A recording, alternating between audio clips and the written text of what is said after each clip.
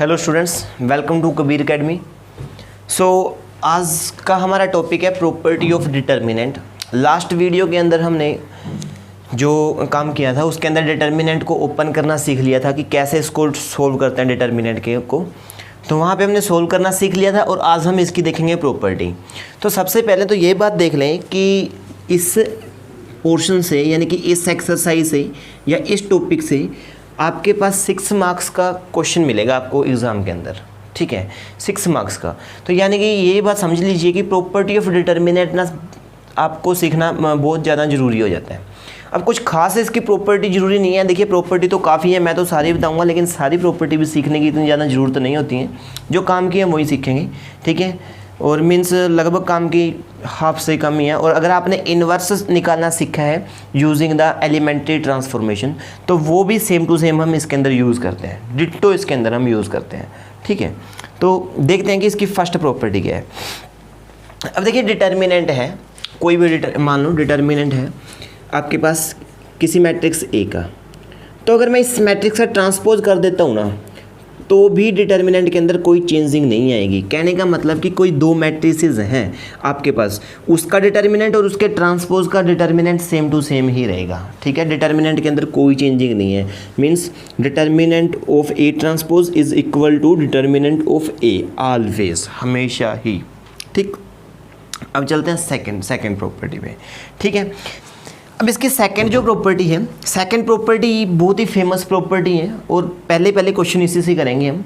इसमें क्या है कि अगर इसकी कोई भी row, any row of a determinant या फिर उसका कोई भी कॉलम अगर वो आइडेंटिकल इक्वल टू 0 हो जाता है, मीन्स ये कह सकता हूँ कि सारे के सारे एलिमेंट 0 हैं किसी भी रो या किसी भी कॉलम के, तो जो डिटर्मिनेंट की वैल्यू है वो हमेशा ही 0 होगी, ठीक है। Determinant vanishes, determinant will be equal to 0, ठीक है। ये बात आप ध्यान से सीख लेंगे। दूसरी चीज़ थर्ड इसकी प्रॉपर्टी है, थर्ड प्रॉपर्टी भी सेम सी है कुछ। अगर कोई भी रो है आपके पास, 2 रोज़ है आपके पास, एनी 2 रोज़, ठीक है, एनी 2 रोज़ आपके पास या तो 2 रोज़ या फिर 2 कॉलम, अगर वो भी इक्वल आते हैं, आर इक्वल, ठीक है, या आइडेंटिकल, इक्वल है कोई भी 2 रोज़ या 2 कॉलम, एक जैसे हैं देखने में बिल्कुल ही। मीन्स फॉर एग्जांपल मैं ये कहूँ एग्जांपल, ये पहले तो इसका एग्जांपल देख लीजिए। जैसे ये डिटर्मिनेंट है 0 0 1 2, तो ये आपके पास ए मैट्रिक्स है, तो इसका जो डिटर्मिनेंट होगा वो 0 के इक्वल होगा क्योंकि इसकी फर्स्ट जो कॉलम है वो 0 है, ठीक है। दूसरी बात, अब अगर आप थर्ड की प्रॉपर्टी देखेंगे, थर्ड में क्या है कि अगर 2 रो या 2 कॉलम, ठीक है, कॉलम के इक्वल होना चाहिए, रो के इक्वल होना चाहिए। जैसे मैंने कोई डिटर्मिनेंट देखा, डिटर्मिनेंट ऑफ ए कोई डिटर्मिनेंट है, इसमें लिख रखा है 1 2 3 6 9 8 1 2 3। तो यहाँ पे क्या है कि 2 column C1 is equal to C3, column number 1 column number 3 के इक्वल है, तो इससे डायरेक्टली डिटर्मिनेंट की वैल्यू क्या होगी, 0, ठीक है। डिटर्मिनेंट या हो सकता है कोई 2 रो भी सेम हो सकती हैं। सपोज कीजिए यहाँ पे मैं 9 कर देता हूँ, तो यहाँ पे देखिए कि 2 रोज सेम है, ठीक है। R2 इज इक्वल टू, यहाँ पे मैं 2 लिख देता हूँ, सपोज कीजिए, सॉरी एक मिनट, हो सकता है 2 रोज़ भी सेम हो। मान लो कि ये आपके पास एग्जांपल है, आपके पास 2 रोज़ सेम कैसे होंगी। सपोज कीजिए कि यहाँ पे लिखा मैंने ABC, ठीक है, MNO एंड MNO, ठीक।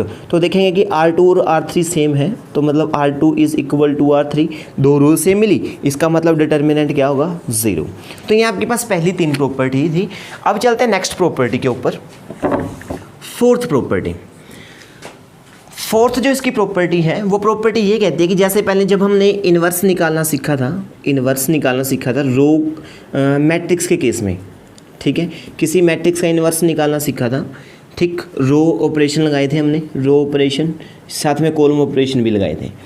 तो वहाँ पे क्या है कि अगर हम किसी भी कॉलम को किसी कॉलम के साथ इंटरचेंज कर सकते हैं। सपोज कीजिए C1 is interchanged with C3, ठीक। यहाँ पे भी आप इंटरचेंज कर सकते हैं, लेकिन एक प्रॉपर्टी के साथ। क्या, अगर कोई मैट्रिक्स, कोई भी डिटर्मिनेंट आपके पास डिटर्मिनेंट है, ठीक, ये आपके पास कोई डिटर्मिनेंट है, अगर इस डिटर्मिनेंट की कोई ith कॉलम आपने jth कॉलम के साथ इंटरचेंज कर दिया, या फिर क्या किया आपने, या फिर आपने कर दिया कि ith रो ठीक है, चेंज कर दी किसके साथ, jth कॉलम के साथ, मतलब कोई दो रो या दो कॉलम को इंटरचेंज कर दो, तो जो डिटर्मिनेंट है ना उसमें क्या फ़र्क पड़ेगा कि वो उसके आगे माइनस साइन हो जाएगा, क्या हो जाएगा, माइनस साइन लग जाएगा। ठीक है, सपोज कीजिए फॉर एग्जांपल मैं आपको बोल देता हूँ, ठीक है, यानी कि कोई फिर दूसरा डिटर्मिनेंट आएगा, वो मान लीजिए कि बी डिटर्मिनेंट आ गया, तो उसके आगे क्या लगेगा, माइनस साइन।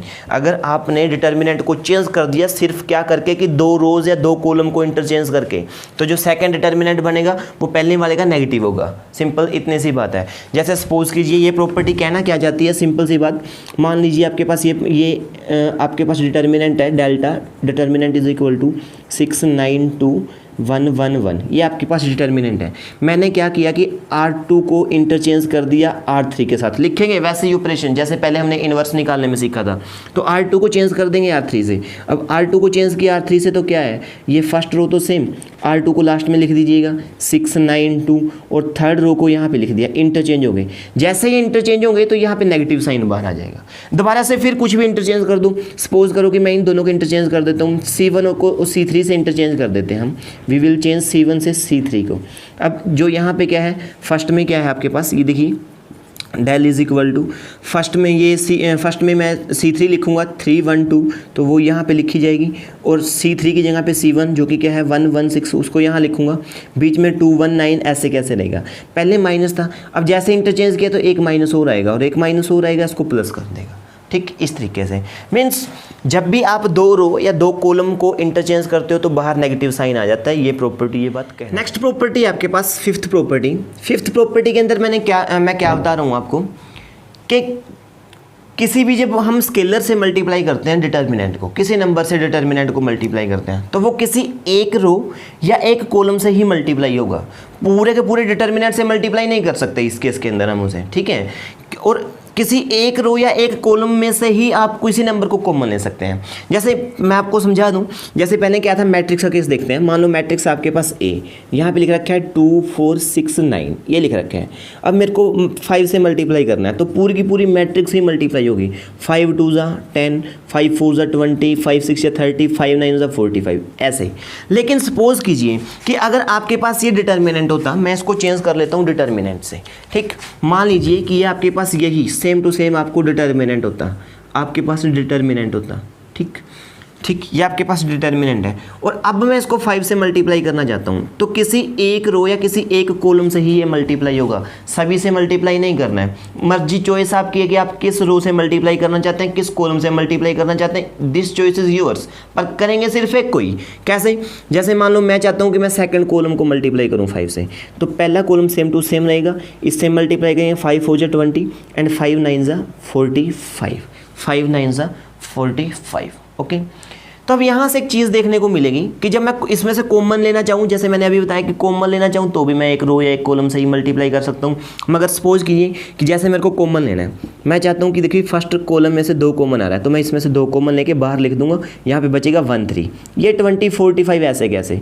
चलो फिर मेरा मन किया कि यहाँ से 5 कॉमन आ रहा है तो इसको भी कॉमन ले लेना चाहिए। 5 कॉमन लेके बाहर ले आएंगे, तो बाहर पहले 2 है तो वो 10 हो जाएगा, 1 2 5 को डिवाइड करें, 5 से डिवाइड करेंगे 4, यहाँ पे आ जाएगा 9, इस तरीके से। तो ये मैंने डिटर्मिनेंट में कुछ कॉमन लिया। जब कॉमन लेना है तो भी किसी एक रो या एक कॉलम से ही कॉमन लेंगे, जब मल्टीप्लाई करेंगे तो भी किसी एक से ही मल्टीप्लाई करेंगे, ऐसा नहीं है कि सभी से आप मल्टीप्लाई कर दोगे। ठीक, तो इससे मैं आपको एक एग्जाम्पल, मतलब इसको कुछ बना के दिखाता हूँ कि क्या हो सकता है, यहाँ पे क्या हमें मिल सकता है।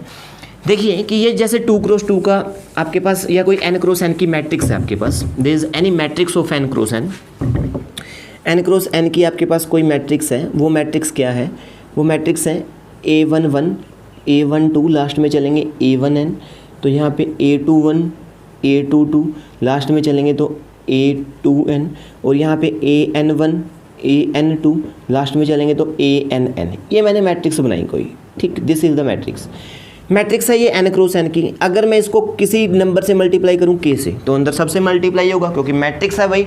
मैट्रिक्स के केस में क्या करना पड़ता है, सबको ही मल्टीप्लाई करना पड़ता है, हर एक को मल्टीप्लाई करना पड़ता है। मतलब जब k से मल्टीप्लाई करूँगा तो यहाँ पे k लिखूँगा, फिर जब k से मल्टीप्लाई करूँगा तो सबको अंदर। ठीक है, इस तरीके से ये सबके साथ ही मल्टीप्लाई हो गया। ओके, ये मैंने मल्टीप्लाई कर दिया, n क्रॉस n का मैट्रिक्स थी। अब मैं ले लेता हूँ इसका डिटर्मिनेंट। अब क्या कर लेता हूँ डिटर्मिनेंट, तो डिटर्मिनेंट में क्या होगा K_A11 K, ठीक है, K_A12, लास्ट में क्या है K_A1N, यहाँ पे K_A21, फिर K_A22, लास्ट में आपके पास K_A2N, और यहाँ से जो आपके पास nth रो है आपके पास वो है K_N1 K_N2 A_N2, और लास्ट में आपके पास K_A_N_N। इस तरीके से हमने क्या किया, ये मल्टीप्लाई कर लिया। ओके, तो अभी हमने क्या देखा कि जब मैं कॉमन लूँगा तो सिर्फ एक से ही कॉमन ले सकता हूँ, ठीक है। मीन्स मैं यहाँ से K को, मैंने पहले क्या किया, मैं फर्स्ट रो से कॉमन ले लेता हूँ, तो मैंने फर्स्ट रो से K कॉमन ले लिया, ठीक, यहाँ पे लिख दिया। ओके, अब सेकंड रो से कॉमन लेते हैं, तो सेकंड रो से कॉमन ले लिया, तो एक और K बाहर लिखना पड़ेगा, पहले ये K था स्क्वायर हो गया। अब ऐसे ही थर्ड से लेंगे तो क्यूब हो जाएगा, फोर्थ से लेंगे तो ऐसे ही अगर सभी से लेंगे तो यहाँ पे क्या है n रोज है, तो इसका मतलब क्या हुआ कि n टाइम K कॉमन आ जाएगा।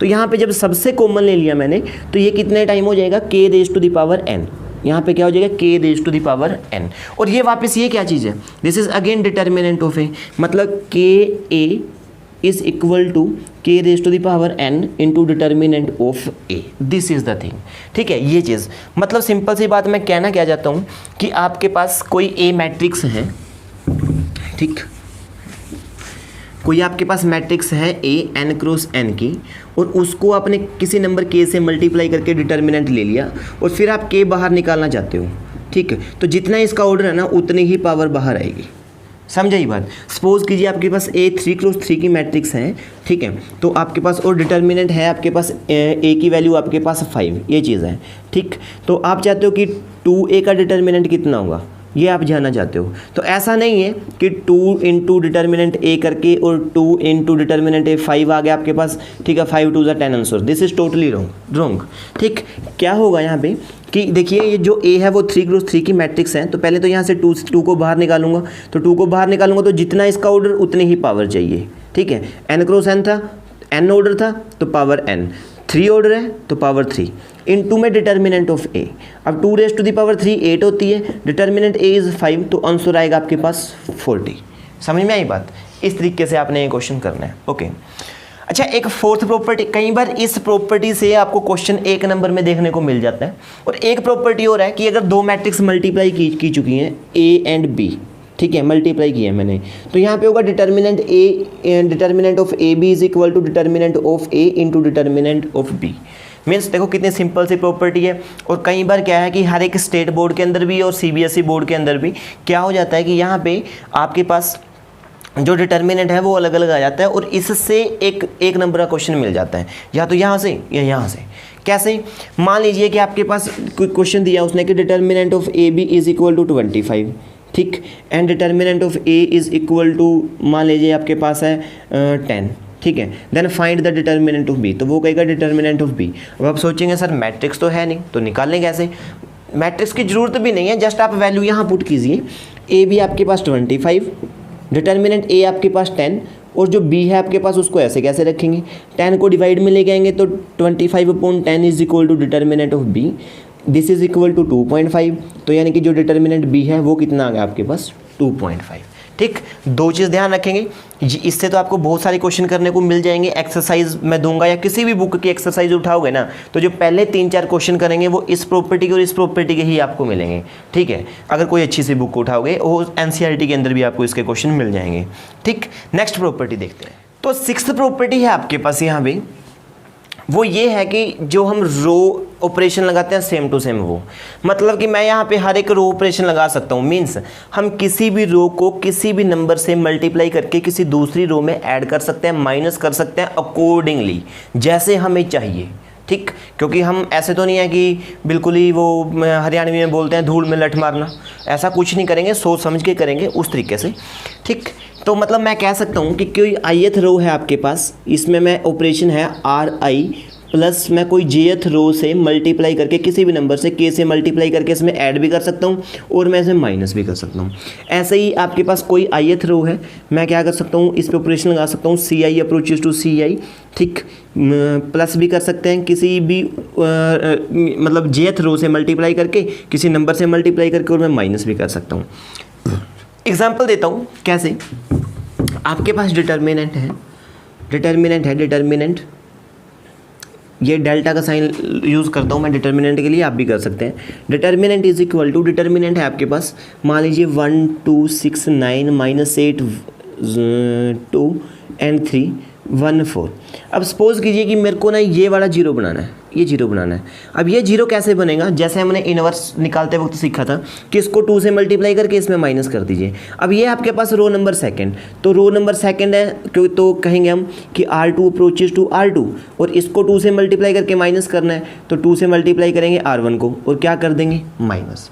ठीक, अब क्या होगा यहाँ पे आपके पास R1 सेम एंड R3 भी सेम, क्योंकि उनके ऊपर कोई ऑपरेशन नहीं है।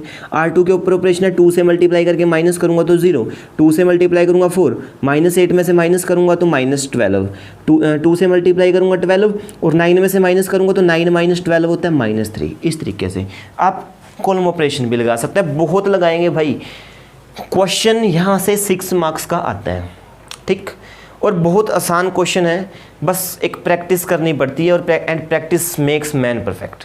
अगर आपने प्रैक्टिस कर ली तो 6 मार्क्स तो कहीं जाएंगे ही नहीं, ठीक है। लिख के लीजिए, यहाँ से क्या है 6 मार्क्स का क्वेश्चन आपको मिलेंगे, ठीक है, 6 मार्क्स के क्वेश्चन है ये। ओके, तो इस तरीके से आपने ये प्रॉपर्टीज़ आपने लगानी है। अच्छा, एक लास्ट प्रॉपर्टी है, बहुत कम यूज़ होती है, बहुत बार कम यूज़ होती है, मैं मतलब आपको एक्सप्लेन कर देता हूँ वो प्रॉपर्टी क्या कहते हैं। 7th प्रॉपर्टी है।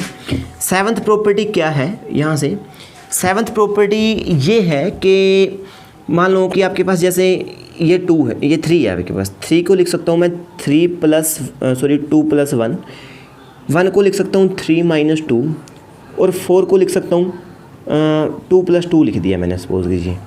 अब देखिए जो ये वाला पोर्शन है ना, 2 पार्ट में बन चुका है, 2 पार्ट्स आर देयर, 2 पार्ट्स हैं आपके, तो आप इसको सेपरेट कर सकते हैं। मीन्स जैसे ये ऊपर वाले सेम 1 2 6 2 -8 9 और बीच में प्लस साइन डाल के यहाँ पे भी 1 2 6 2 -8 9 और यहाँ पे क्या है, फर्स्ट में 2 है तो फर्स्ट 2 3 एंड 2 2 3 2। अब सेकंड क्या है 1 - 2 2 1 - 2 2। तो इस तरीके से इसको हम सेपरेट कर सकते हैं, किसी भी कॉलम को भी सेपरेट कर सकते हैं और किसी रो को भी सेपरेट कर सकते हैं। लेकिन जो ये वाली प्रॉपर्टी है ये बहुत ही कम यूज़ होती है, तो मैंने फिर भी आपको ये बता दी प्रॉपर्टी, ठीक। ओके, तो अब लेते हैं एग्जाम्पल की तरफ।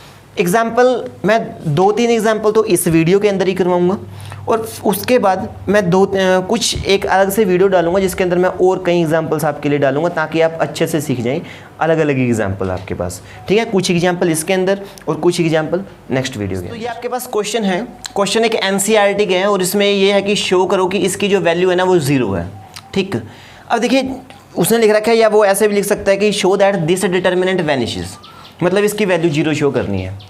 तो देखिए या तो आपके पास 0 दो ही प्रॉपर्टी में था, या तो आपके पास 2 रो इक्वल हो जाएं, ठीक है, मान लो C1 या कॉलम 2 इक्वल हो जाए, या रो भी कोई भी 2, मान लो R2 = R3, कुछ ऐसा कुछ केस बन जाए सपोज कीजिए, या फिर कोई प्रॉपरली एक रो या एक कॉलम ही सेम हो जाए, सॉरी एक पूरा एक रो या एक कॉलम 0 हो जाए, ठीक।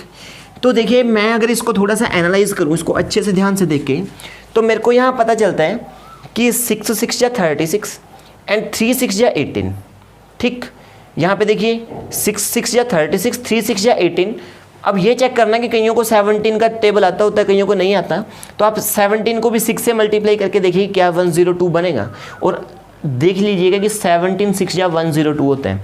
मतलब कि अगर मैं इसको 6 से मल्टीप्लाई कर दूँ, ठीक, क्या कर दूं 6 से मल्टीप्लाई कर दूं तो ये सेम बन जाएगा। तो सबसे पहले तो मैं क्या करता हूं कि इसको 6 से मल्टीप्लाई 6 से डिवाइड, ठीक, क्योंकि एक नंबर होता है, इसको नंबर वाला बिहेव करेंगे इसके साथ। Determinant is a number, solve करके देखोगे ना तो एक नंबर आएगा, बाद में दिखा दूंगा अभी कि एक नंबर आएगा, डिटर्मिनेंट इज अ 0। अब किसी नंबर में कोई चेंज नहीं कर सकते, तो इसी करके मैंने 6 से मल्टीप्लाई 6 से डिवाइड किया है।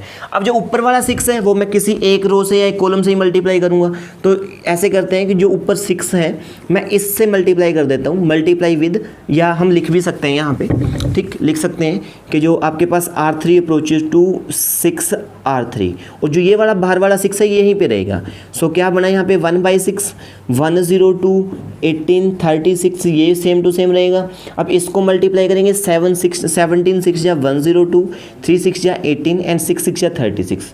अब ध्यान से देखिए कि आपके पास R1 is identical to R3, इसका मतलब इसकी वैल्यू क्या आएगी 0। And 0 into 1/6 is 0। So determinant की वैल्यू आई आपके पास 0। इस तरीके से ये क्वेश्चन करने हैं।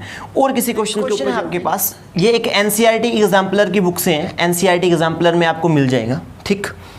तो इसमें भी क्या है कि इसकी भी वैल्यू हमें 0 ही शो करनी है। अब 0 को किस तरीके से शो करूँगा कि इसकी वैल्यू 0 है, ठीक। देखिए अगर मैं इसको ध्यान से देखूँ कि अगर मैं इन दोनों को माइनस कर दूँ, cosecant square minus cot square बनेगा, तो क्या होगा कि cosecant square theta minus cot square theta is equal to 1 होता है। क्या होता है? 1 के इक्वल। मीन्स अगर मैं इसको इसमें से माइनस कर दूँ, ठीक, तो ये 1 बनेगा और 42 माइनस 40 वो भी 2 बनेगा। साथ में यहाँ पे क्या है, cot square theta minus cosecant square, minus common लेंगे तो cosecant square minus cot square बनेगा, ठीक। देखिए ध्यान से क्या करते हैं कि C1 को चेंज कर देते हैं, ये C1 है, इसमें ये माइनस कर देता हूँ, C1 approaches to C1 minus C2। क्या बनेगा यहाँ पे, ठीक है, C1 ये माइनस करना है तो यहाँ पे बनेगा cosecant square theta minus cot square theta. इसमें से इसको माइनस करूँगा तो this will be cot square theta minus cosecant square theta. फिर यहाँ पे माइनस करूँगा, दिस विल बी 42 माइनस 40। बाकी सारा same to same, cot square theta, यहाँ पे क्या है cosecant square theta, and this is 40, again this is -1 minus 1 2। Okay, क्या करना है कि देखिए cosecant square theta minus cot square theta 1 होता है। कितना होता है? 1। तो यहाँ पे लिख देंगे 1। अब इसमें से क्या करें कि पहले ना माइनस कॉमन लीजिए, तो ये प्लस का हो जाएगा, ये माइनस हो जाएगा, तो ये फिर से बना cosecant square theta minus cot square theta, ये फिर 1 होता है। ओके, तो इसकी वैल्यू फिर से मैं क्या रख देता हूँ, 1 रख देता हूँ, 1। यहाँ पे माइनस साइन था तो माइनस, एंड 42 माइनस 40, 42 माइनस 40 होता है आपके पास 2। देखिए कि C1 is identical to C3, C1 is equal to C3 हो गया, it means determinant is equal to 0, ठीक है। 2 रोज, या आप अगर चाहें तो दूसरा वे भी लगा सकते हैं, आप इस पर एक और ऑपरेशन लगा दीजिए। क्या लगाना है नेक्स्ट ऑपरेशन कि C1 approaches to C1 minus C3, C1 में से C3 माइनस कर दीजिए, माइनस करूंगा तो क्या बनेगा, ठीक। अब 1 माइनस 1 इज 0, उसके बाद माइनस 1 करेंगे तो वो भी 0, एंड 2 माइनस 2 इज 0। तो यहाँ पे इन दोनों को छोड़िए, बाद लिखिए ना लिखिए मर्जी आपकी, बाद में आप लिख लीजिएगा। देखिए कि C1 is identical to 0, column number first identical to 0 है, इसका मतलब डिटर्मिनेंट की वैल्यू आपके पास क्या होगी, 0, ठीक। इस वे से ये क्वेश्चन आपने करने हैं, ठीक है। अब थोड़ा सा टिपिकल क्वेश्चन की तरफ, तो ये आपके पास एक क्वेश्चन है, हमने इसकी वैल्यू निकालनी है कि वो कह रहा है कि इसको वैल्यू निकालिए using the property of determinant. Property देखिए इसको डायरेक्ट सोल्व करेंगे तो ये थोड़ा सा मुश्किल हो जाएगा, क्योंकि डायरेक्ट सोल्व करना इसको बहुत मुश्किल हो जाएगा, और हम x, y और z में फंस के ही रह जाएंगे। तो देखिए इसको क्या करता हूँ, सबसे पहले तो इसमें से कुछ ना कुछ कॉमन लेंगे। उससे पहले क्या करते हैं कि देखिए ध्यान से, अगर मैं इन तीनों कॉलम को इस तरीके से ऐड कर दूं तो ये बनेगा a plus x plus Y plus Z. इसको भी ऐड करूं तो x यहाँ पे है तो a plus x plus Y plus Z. इसी तरीके से ये भी बनेगा a plus x plus Y plus Z. तो ये क्या हुआ, डिटर्मिनेंट इज इक्वल टू, ठीक है। मैं यहाँ पे पहले ऑपरेशन लिख देता हूँ, अप्लाइंग लिख देते हैं कि अप्लाई करेंगे हम, apply C1 approaches to C1 plus C2 plus C3, सबको ऐड कर दीजिए। तो क्या बनेगा यहाँ पे, इसको ऐड करूँगा तो ये बनेगा a plus x plus Y plus Z. अब सेकंड रो में ऐड करेंगे तो same a plus x plus Y plus Z, और थर्ड में भी सेम ही बनेगा a plus x plus Y plus Z. अब जो सेकंड रो है कॉलम है आपके पास same to same a plus Y Y, and third भी same to same Z Z a plus Z. Okay, अब क्या करना है कि जो ये a plus x plus Y plus Z है इसको कॉमन ले लीजिए, ठीक। आप स्टेप बाय स्टेप कीजिए, मैं थोड़ा सा यहीं पे कर दूंगा। अगर मैं यहाँ से कॉमन लेता हूँ तो क्या होगा, डिटर्मिनेंट इज इक्वल टू, मैं कॉमन लेता हूँ a plus x plus Y plus Z, ठीक। यहाँ से क्या बचेगा आपके पास 1 1 1 1 1 1। यहाँ से आपके पास बचेगा क्या चीज़, y a plus Y y z z, and ये हो गया आपके पास a प्लस जेड। ओके, अब नेक्स्ट मैं क्या करूँगा कि यहाँ पे देखिए 1 1 1 बन गया, तो मैं इन दो को 0 बना लेता हूँ। देस 2 जो ये 2 1 है आपके पास, इन 2 1 को 0 बना लेंगे, और इस 0 से बनाने से फ़ायदा क्या होगा कि फिर मैं इस कॉलम से एक्सपेंड कर दूंगा। जब भी आपने प्रॉपर्टीज़ ऑफ डिटर्मिनेंट का क्वेश्चन आता है सोल्व करना, तो आप उसमें एक ही टारगेट रखेंगे कि क्या करना है कि आपने किसी भी एक रो या एक कॉलम में से 2 एलिमेंट जीरो करने हैं, ठीक है। अगर 3 क्रॉस 3 का आता है तो 2 एलिमेंट आपने जीरो करना है और 3 क्रॉस 3 का ये आपको मिलेगा। 2 एलिमेंट जीरो करके फिर उसमें से एक्सपेंड करना है। तो देखिए मैं इन दोनों को जीरो करूँगा और फिर एक्सपेंड कर दूंगा, ठीक। अब इनको जीरो बनाते हैं, देखिए कैसे। ये तो सिंपल है भाई कि ये R2 है, ये R1 है, इसमें से माइनस करता हूँ तो R2 माइनस R1 करूँगा तो ये zero, and R3 minus R1 करूँगा तो ये zero. Means R2 approaches to R2 minus R1 and same R3 approaches to R3 minus R1। तो डेल इज इक्वल टू बाहर पड़ा है a plus x plus Y plus z, जो कि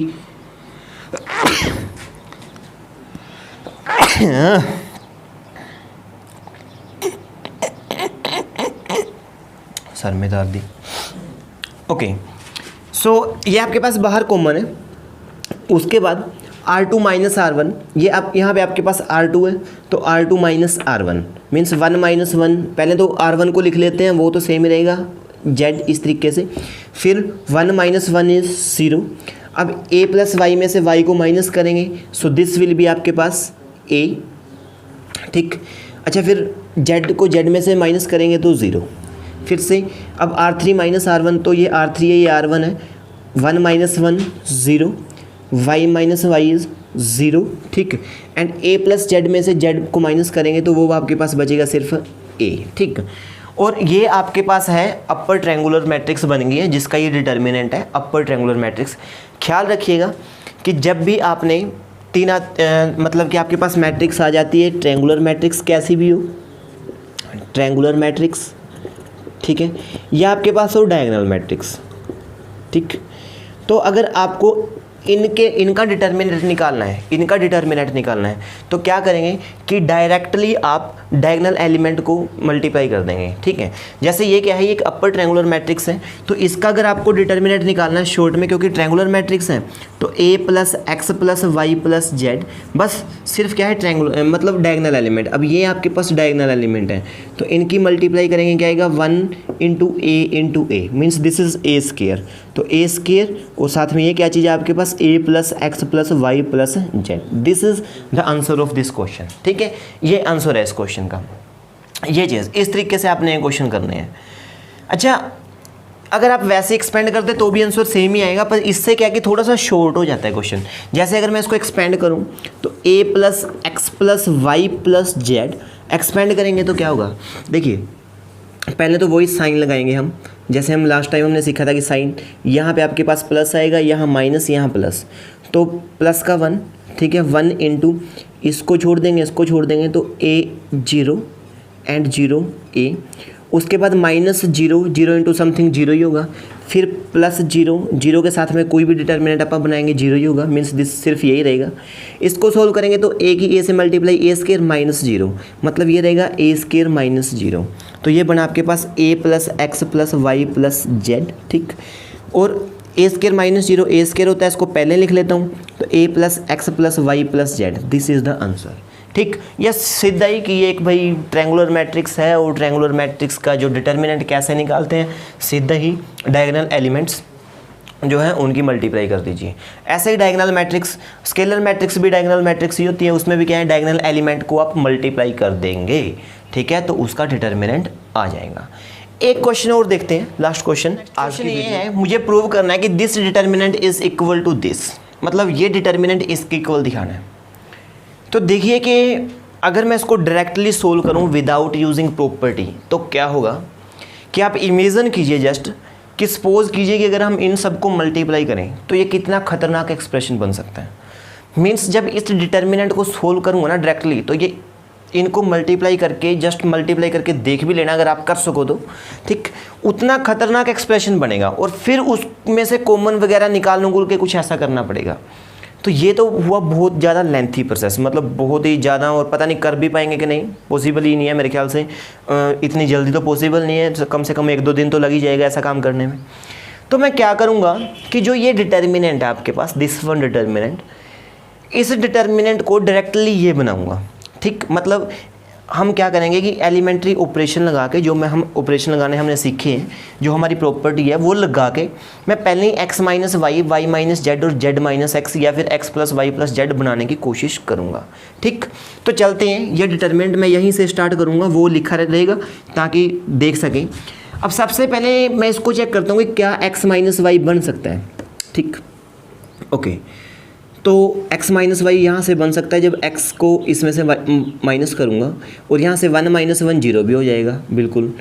ऐसे ही x cube minus y cube करेंगे तो ये बनेगा x cube minus y cube, and you know x minus y cube is equal to x minus y, x square plus x Y plus Y square. ये एक identity होती है, ख्याल रखें। ठीक, तो देखिए कैसे करते हैं कि क्या करता हूँ कि पहले तो यहाँ पे x माइनस वाई है, मैं x माइनस वाई बना लूँगा। फिर यहाँ पे देखिए पता क्या है, जब माइनस करेंगे तो किसी एक ही रो को माइनस करना है हमेशा ही। तो मैं क्या करता हूँ कि जैसे यहाँ पे z माइनस एक्स भी है, ठीक, यह हम इस 1 को यूज़ कर लेते हैं। देखिए फर्स्ट कॉलम को यूज़ कर लेता हूँ मैं। तो यहाँ पे क्या होगा कि C2 approaches to C2 minus C1, कि ये वाला 0 बन जाएगा। ठीक है, y माइनस एक्स बन जाएगा, जिसको सीधा करके हम x माइनस वाई लिख सकते हैं। एंड यहाँ पे आपके पास हो जाएगा C3 approaches to C3 minus C1। देखिए C3 और C2 को मैंने लगाया तो इनमें यूज़ किया मैंने C1 को। अब जब हम C2 और C3 को पे ऑपरेशन लगा रहे हैं तो किसी भी ऑपरेशन में जो C2 है वो यूज़ नहीं होना चाहिए। यूज़ कौन होना चाहिए? C1 होना चाहिए, थर्ड होना चाहिए यूज़। ओके, तो इस पर लगाते हैं हम operation. First same to same रहेगा 1x एक्स क्यूब। यहाँ पे क्या बनेगा कि 1 minus 1 0, this is y minus x, y minus x, this is y cube minus x cube, तो y cube minus x cube. ठीक, उसके बाद यहाँ पे 1 minus 1 is again 0, z minus x, this is z minus x. यहाँ पे क्या है कि z cube minus x cube, तो ये बन गया आपके पास z cube minus x cube. अब इसको ज़रा देखिए थोड़ा ध्यान से, मैं इसको थोड़ा और एक्सपेंड करके लिख दूंगा, कोई बात नहीं। अब इसको थोड़ा ध्यान से देखिए कि अगर मैं यहाँ पे 0 z minus x and z cube minus x cube को यहाँ लिखते हैं, ध्यान से देखिए कि ये 2 0 तो बन चुके हैं, मीन्स मैं रो नंबर 1 से एक्सपेंड कर सकता हूँ। लेकिन फिर भी दिक्कत ये है कि ये तो अभी आए नहीं। ठीक है, ये तो अभी आए नहीं, तो ये तो लेके आने पड़ेंगे। तो सबसे पहले तो क्या करता हूँ कि यहाँ पे देखिए y cube minus x cube है, तो यहाँ पे फिर से अपने पास एक a cube minus b cube की आइडेंटिटी होती है, a माइनस बी, ठीक, into a square plus a b plus b square. मैं वो आइडेंटिटी लगा देता हूँ। देखिए y cube minus x cube using identity आपके पास बनेगा y माइनस एक्स, यहाँ पे बनेगा y square plus x Y plus x square. Same z cube minus x cube पे भी अगर आइडेंटिटी लगाऊँ तो यहाँ पे बनेगा z minus x, this will be z cube plus Z X, ठीक, plus Z square plus Z X plus x square. अब क्या करना है कि देखिए इसमें से y माइनस एक्स कॉमन आ सकता है और इसमें से आ सकता है z माइनस एक्स कॉमन, तो कॉमन ले लीजिए। Means del is equal to, मैं यहाँ से मैंने y माइनस एक्स कॉमन लिया, यहाँ से मैंने z माइनस एक्स कॉमन लिया, तो ये तो फर्स्ट आपके पास कॉलम में सेम टू सेम रहेगा। सेकंड में से क्या करना है कि यहाँ पे बनेगा 0 1, ये बन गया आपके पास Y square plus x Y plus x square, सीधा करके लिख दो X square plus x Y plus Y square. यहाँ पे क्या आपके पास 0, सेकंड में 1 बचेगा, यहाँ से कॉमन लिया तो ये बच गया आपके पास Z cube plus Z X plus x square, ये आपके पास बन गया। ओके, तो अब यहाँ से क्या है कि इसमें से मैं कॉमन लेके x माइनस वाई अपना बन जाएगा आराम से, नो प्रॉब्लम। ठीक, तो नेक्स्ट अपना पास प्रोसीजर क्या है कि अब इसको सिर्फ सिंपल ओपन कर देंगे, नथिंग एल्स, क्योंकि ये 0 0 बन गया, यहाँ पे 1 है तो ओपन कर दो इसको। अब ऐसे करते हैं कि इसके ऊपर एक ऑपरेशन और लगा देते हैं। क्या करते हैं कि मैं इसको भी 0 बना देता हूँ, लास्ट 1 को। अगर इसको 0, ये वाली 0 बनेगी ना, तो इसका मतलब ये क्या है, फिर से ये ट्रायंगुलर मैट्रिक्स बन जाएगी, और जो ट्रायंगुलर मैट्रिक्स है उसका जो कैसे आपके पास डिटर्मिनेंट है सीधा ही मल्टीप्लाई कर देंगे। मीन्स मैं C3 को C3 में से C2 माइनस कर दूंगा। ठीक, यानी कि C3 approaches to C3 minus C2 क्या रहेगा यहाँ पे, डेल इज़ इक्वल टू यहाँ पे आपके पास C1 और C2 सेम टू सेम रहेंगी। मीन्स पहले तो y माइनस एक्स है बाहर, उसके बाद z माइनस एक्स भी है बाहर। डिटर्मिनेंट की बात करें तो वहाँ पे आपके पास 1x एक्स क्यूब, ठीक, उसके बाद यहाँ पे है 0 1, यहाँ पे आपके पास X square plus x Y plus Y square. ठीक। अब नेक्स्ट में से आपने माइनस करना है, तो मैं यहाँ से इरेज कर रहा हूँ, मैं इसको इरेज कर देता हूँ इतना पोर्शन, ठीक, क्योंकि मेरे को स्पेस चाहिए। अब 0 माइनस 0 इज़ 0, ठीक, 1 माइनस 1 इज़ 0 अगेन। अब इसमें से इसको माइनस करना है, तो देखिए जब मैं पूरा का पूरा पोर्शन इसमें से माइनस करूँगा तो एक्स स्क्वायर से एक्स स्क्वायर कैंसिल हो जाएगा और बाकी सेम टू सेम बचेगा। मीन्स वहाँ पे बचा Z square plus Z x, Z square plus Z x, और यहाँ पे एक्स स्क्वायर कैंसिल, तो यहाँ पे बच गया minus x y and minus में वाई स्क्वायर, दिस इज। अब मैं इसको भी रेज कर देता हूँ, इसकी भी कोई ज़रूरत नहीं है, ठीक। आप कॉपी पे रेज नहीं कर सकते हैं, कॉपी पे तो हमें लिखना पड़ेगा। तो अब यहाँ से देखिए कि मैं थोड़ी सी और एडिटिंग कर देता हूँ इसके अंदर, क्या रहेगा y माइनस एक्स, ये सिंपल सी बात है। इसका अब ये एक ट्रायंगुलर मैट्रिक्स बन चुकी है, लोअर ट्रायंगुलर मैट्रिक्स, तो इसका डिटर्मिनेंट क्या होगा y minus x into Z minus x, and जो आपके पास ये डायगोनल है इनकी मल्टीप्लाई, तो 1 इंटू 1 और इसके साथ मल्टीप्लाई करेंगे तो ये सेम यही आएगा, z square plus Z x minus x y minus Y square. अभी भी वो बनाना रहता है, तो क्या करता हूँ यहाँ से कि y माइनस एक्स, ठीक, इसमें से x कॉमन ले लीजिए ताकि x माइनस वाई बच जाए, तो माइनस कॉमन लूँगा तो ये बनेगा आपके पास x माइनस वाई, यहाँ पे आपके पास z माइनस एक्स। देखिए ये Z square minus Y square है, तो A square minus Y square का formula, sorry A square minus B square formula लगाएंगे, तो a minus B A plus B means Z minus Y and Z plus Y. यहाँ से दोनों में से x कॉमन आ सकते हैं, तो प्लस x कॉमन लेंगे तो वो बचा आपके पास z माइनस वाई, ठीक। तो फिर से क्या कीजिए कि माइनस एक्स माइनस वाई है यहाँ पे, इन दोनों में से अब जेड माइनस वाई कॉमन है, उसको बाहर लिख देते हैं, यहाँ पे लिख देते हैं जेड माइनस वाई, ये आपके पास Z minus X same to same, यहाँ से आपके पास बचेगा जेड प्लस वाई और यहाँ पे आपके पास बचेगा एक्स। मीन्स अब इसमें से भी माइनस कॉमन ले लो, क्योंकि मुझे वहाँ पे वाई माइनस जेड चाहिए, तो माइनस कॉमन लूँगा तो ये बाहर वाले के साथ मिलके प्लस हो जाएगा एक्स माइनस वाई, और ये बन जाएगा आपके पास y माइनस जेड, ये z माइनस एक्स, और इसको भी रीअरेंज कर देंगे तो x plus Y plus z, that is your right hand side. तो इस तरीके से थोड़ा सा आपने दिमाग लगा के इसको अच्छे से दिमाग लगा के आपने क्वेश्चंस को करना है, ठीक है। तो इस वीडियो में इतना ही। वीडियो अच्छी लगे तो लाइक ज़रूर कर देना, ठीक, चैनल को सब्सक्राइब कर देना, हो सके तो शेयर कर दें।